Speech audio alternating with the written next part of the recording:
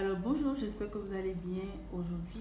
Nous allons parler en fait de comment peut-on vendre sur les réseaux sociaux sans publicité, sans site web et sans quoi encore, sans les influenceurs. Je vais vous donner des stratégies clés. C'est sûr que cette session, on va la faire en plusieurs parties, c'est sûr, parce que j'ai plein d'éléments pour vous et ça va vous booster. Donc, bienvenue en fait sur ma chaîne TikTok ou YouTube si vous me suivez et tout. Vous savez déjà que je suis Monica Takamasi et je suis essentiellement en fait dans la vente en ligne, la stratégie en marketing digital et tout. Et si c'est la première fois que vous tombez sur cette vidéo, likez, partagez, abonnez-vous et laissez-moi vos avis en commentaire. Alors aujourd'hui, nous allons parler d'un sujet très pertinent et très important et tout parce que beaucoup d'entre vous m'ont écrit madame, j'ai pas les moyens de me taper une publicité en ligne, j'ai pas les moyens en fait d'avoir une plateforme site web et aussi j'ai pas les moyens aussi de me payer les influenceurs. Alors qu'est-ce que je peux faire? Donc aujourd'hui, je vais partager avec vous quelques clés que vous pouvez utiliser dans votre stratégie marketing. Alors, si vous êtes sur les réseaux sociaux, beaucoup de coachs en fait en business ou en marketing digital nous enseignent ou vont vous dire en fait que vous ne pouvez pas vendre si vous n'avez pas une boutique en ligne, vous ne pouvez pas vendre si vous n'avez pas une plateforme site web, vous ne pouvez pas vendre sans publicité. C'est vrai, c'est vrai, c'est vrai, c'est vérifié. Mais l'exception aussi confirme la règle, n'est-ce pas? Donc aujourd'hui, ce que j'aimerais partager avec vous, déjà dans un premier point, vous allez me faire sortir en fait une communication transparente. Ça, c'est le premier point. Si vous avez un produit que vous voulez vendre, vous avez un service que vous proposez en fait à votre communauté, il est important en fait pour votre communauté de savoir exactement ce que vous vendez, de comprendre en même temps vos solutions, de pouvoir vous faire confiance par rapport à ces solutions-là que vous avez développées. Donc, dans un premier temps, vous allez développer une communication transparente. Quand je parle de communication transparente, c'est que vous êtes vrai.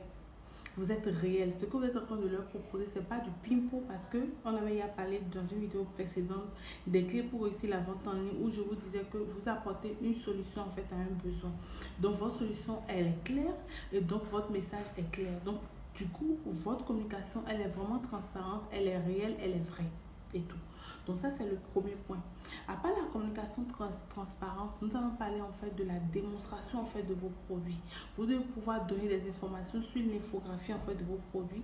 Je suppose que quand je prends un produit lambda, souvent je donne l'exemple de la cosmétique, des produits cosmétiques, parce que vous savez que je travaille avec Sophia et qu'on a une entreprise cosmétique, la Maison des Masses. Je prends par exemple un produit lambda qui vient traiter les imperfections de la peau, puisque c'est la spécialité de la marque et tout.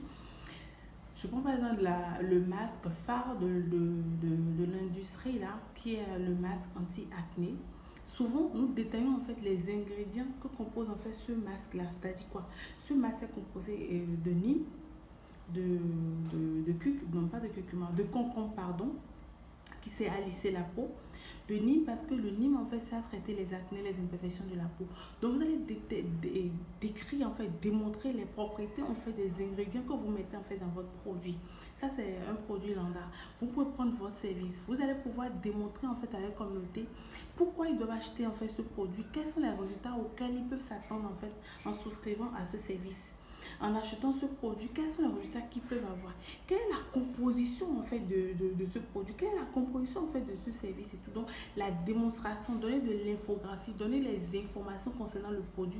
Ne leur plaquez pas le produit là parce que tout le monde veut savoir ce qu'il est en train d'utiliser, tout le monde veut savoir ce qu'il est en train de consommer, tout le monde veut savoir le service auquel il est en train de souscrire là. Est-ce que réellement ça résout en fait son problème et tout?